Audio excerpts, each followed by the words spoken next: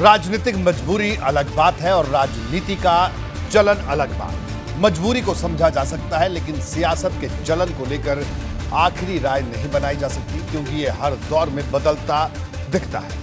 इसे ज्यादातर विरोधियों की रणनीति के हिसाब से तय किया जाता है। यही वजह थी कि 18 ओबीसी जातियों से हर बार वादे करने में सभी दल आगे रहे, लेकिन उन्हें एससी कोटे का आरक्षण दिलाने का वादा अधूरा रहा। यानी जो कहा गया वो पूरा करने के लिए सिर्फ हवाई बातें थी।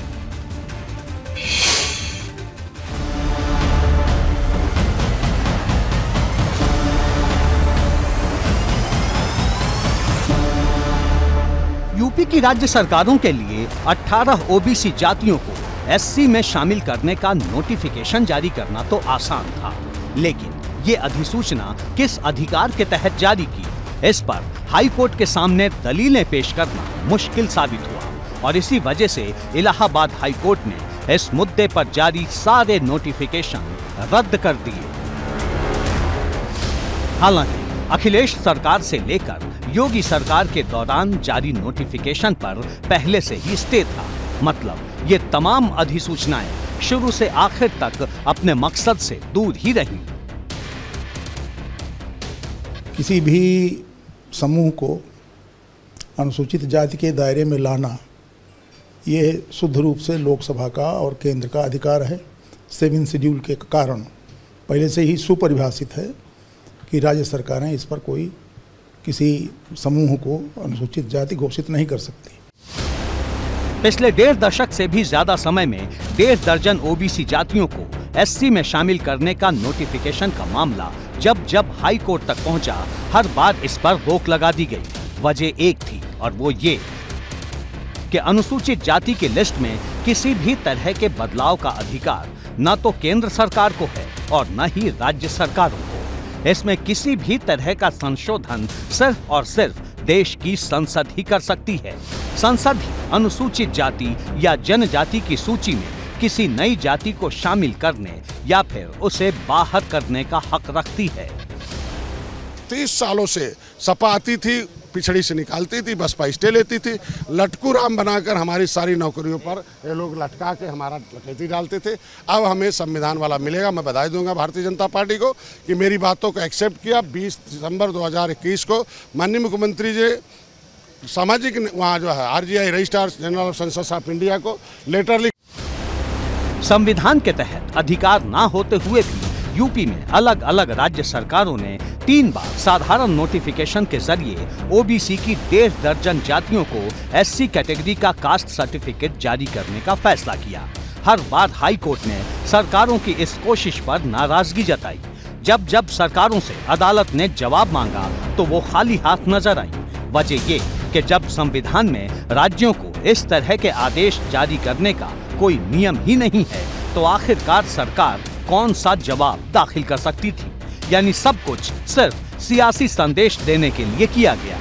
इस नोटिफिकेशन से जमीन पर कुछ नहीं बदलना पहले से तय था। जब ये सत्ता में रहते हैं तब ये 17 जातियों का मामला हो, चाहे सामाजिक न्याय समिति का मामला हो, चाहे एक समान शिक्षा की बात हो, चाहे गरीबों के इलाज फ्री की बात हो, चाहे घरेलू बिजली के बिल माफी की बात हो, तो फिर ये लोग क्यों नहीं करते।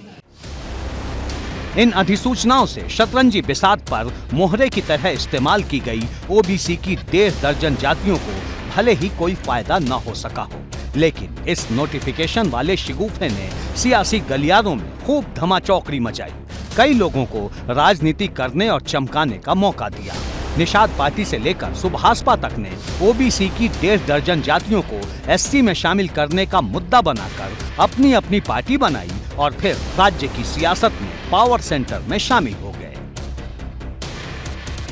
सारी राजनीतिक पार्टियां चाहती हैं कि उनके सांसद ज़्यादा से ज़्यादा संसद में उनकी अपनी जातियों का वर्चस्व बढ़ाएं, इसीलिए ये कवायद होती रहती है। जबकि सभी राजनीतिक दलों को मालूम है कि इस तरह का कोई भी कानून बिना संसद की अनुमति के और संसद की सहमति के और संसद के बिना पास नहीं हो सकता। ओबीसी की 18 जातियों को एससी में शामिल करने से जोड़ा पहला नोटिफिकेशन 2005 में 10 अक्टूबर को जारी किया गया था। तब यूपी में मुलायम सिंह यादव की सरकार थी। मामला हाई कोर्ट पहुंचा तो डिवीजन बेंच ने 20 दिसंबर 2005 को इस पर स्टे लगा दिया। हाई कोर्ट ने तब राज्य सरकार से जवाब तलब भी किया था। इसके बाद राज्य में सत्ता बदली तो मायावती की सरकार बनी। माया सरकार ने मुलायम के आदेश को वापस ले लिया, जिसके आधार पर मई 2010 में हाई कोर्ट ने इससे जुड़ी जनहित याचिका को खारिज कर दिया था। जिस प्रिंसिपल सेक्रेटरी ने नोटिफिकेशन जारी किया था उनसे पर्सनल एफिडेविट मांगा गया कि आपने किस अधिकार के तहत इसको किया है। ये मामला चल रहा था। मूल पिटीशन में आज तक स्टेट गवर्नमेंट ने काउंटर नहीं लगाया था और आज आके एडवोकेट जनरल ने यह बयान दिया कोर्ट के भीतर कि साहब हमारे पास इस नोटिफिकेशन को बनाए रखने का कोई संवैधानिक या विधिक अधिकार नहीं है, कोई आधार नहीं है, ग्राउंड नहीं है। 2012 में यूपी की सत्ता में समाजवादी पार्टी ने एक बार फिर वापसी की और अखिलेश यादव सीएम बने। अपना कार्यकाल खत्म होने से कुछ दिन पहले ही अखिलेश सरकार ने भी 21 और 22 सितंबर 2016 को 2 अलग अलग नोटिफिकेशन जारी किए। इस पर भी रोक लग गई। फिर 24 जून 2019 को योगी सरकार ने भी ऐसी ही अधिसूचना जारी कर दी, लेकिन इस पर हाई कोर्ट ने स्टे लगा दिया और आखिरकार इसे खारिज कर दिया। भी बड़ा सवाल यह है कि जिम्मेदार पदों पर बैठे ऐसे लोगों के खिलाफ क्या कार्रवाई होगी जिन्होंने जानबूझकर ऐसे फैसले लिए जिसकी संविधान उन्हें इजाजत ही नहीं देता। कैमरामैन रोहित श्रीवास्तव के साथ मोहम्मद मोइन, एबीपी गंगा, प्रयागराज।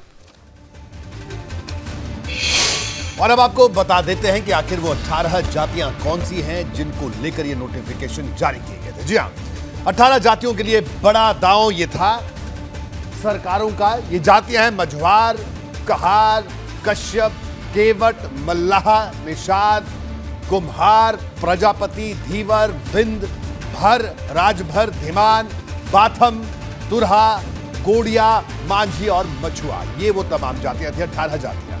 एससी वाली लिस्ट पर सियासत कैसे आगे बढ़ती रही और क्यों आज के दिन का फैसला सामने आया, अब इसकी एक बात मैं आपको बता देता हूं। मायावती सरकार ने मुलायम सरकार के आदेश को वापस लिया। अखिलेश सरकार में दिसंबर 2016 में 2 नोटिफिकेशन जारी हुए। 21 दिसंबर 2016 मझवार जाति को एससी लिस्ट में डालने का आदेश। 22 दिसंबर 2016 17 ओबीसी जातियों को एससी में शामिल करने का आदेश। ओबीसी की जगह एससी का सर्टिफिकेट देने का आदेश था। समाज कल्याण विभाग के तत्कालीन प्रमुख सचिव ने यह नोटिफिकेशन जारी किया। नोटिफिकेशन के खिलाफ इलाहाबाद हाईकोर्ट में याचिका दाखिल हुई। 24 जनवरी 2017 को हाईकोर्ट ने सरकार के आदेश पर रोक लगाई।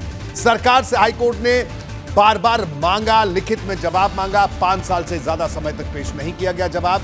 24 जून 2019 को योगी सरकार ने नोटिफिकेशन जारी किया। 18 ओबीसी जातियों को एससी सर्टिफिकेट जारी करने का आदेश दिया, क्योंकि पहले से आदेश जारी था। आखिरकार हाईकोर्ट ने सभी नोटिफिकेशन को रद्द कर दिया। बढ़ते आगे अब मैं आपको यह बताता हूं कि आखिर ओबीसी जातियों को एससी में शामिल करने पर सियासी दल इतना जोर क्यों देते हैं। आखिर इसके पीछे का मकसद कौन सा, आखिर इसके पीछे का कौन सा गणित है जिसका लॉलीपॉप दिखाकर तमाम सियासी दल ओबीसी वर्ग को नोटिफिकेशन वाली अधूरी सौगात देने की कोशिश करते रहे। इसके लिए सबसे पहले सरकारी नौकरियों और उच्च शिक्षण संस्थानों में आरक्षण की व्यवस्था को समझना बेहद जरूरी है। एससी लिस्ट का आरक्षण करेक्शन क्या है, देखिए। ओबीसी के आरक्षण का कोटा 27% का है, यानी 27% कोटा ओबीसी का है। एससी वर्ग के आरक्षण का कोटा 21% का है। अनुसूचित जनजाति यानी एसटी को 2% आरक्षण मिलता है।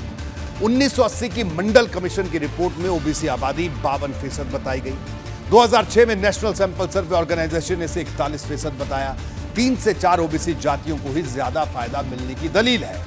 ओबीसी में शामिल कई जातियों का दावा है कि उन्हें वाजिब हक नहीं मिलता। ओबीसी आरक्षण में यादव, कुर्मी, मौर्य जातियों के दबदबे का दावा है। संवैधानिक व्यवस्था की वजह से 27% आरक्षण बढ़ नहीं सकता।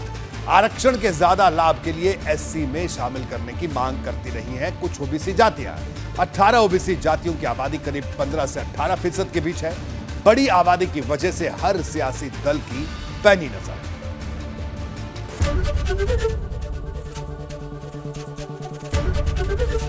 एबीपी गंगा, खबर आपकी, जुबान आपकी।